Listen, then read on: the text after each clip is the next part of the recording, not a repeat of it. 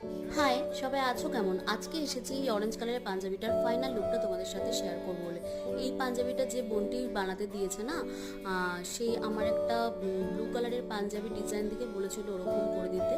তবে মানে বেসিক্যালি যে ওই ডিজাইনটাই করতে হবে সেরকম কোনো বাধা নিষেধ ছিল না, বলেছিল যে তোমার পছন্দ মতো কিছু একটা করে দিও দিদি।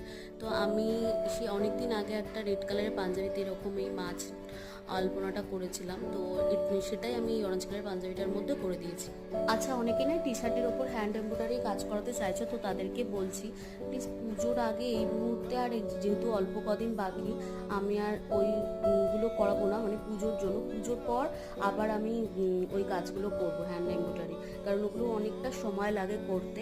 আর যারাই করতে চাইছো তারা প্লিজ নিজেরা টি শার্ট কিনে আমাকে পাঠিয়ে দিও, আমি তারপর তার উপর কাজ করে দেবো। এই পাঞ্জাবিটা তো কমপ্লিট হয়ে গেছে, ফুল লুকটা দেখে তোমরা জানিও অবশ্যই কিরকম লাগলো। দেখা হবে নেক্সট ভিডিও।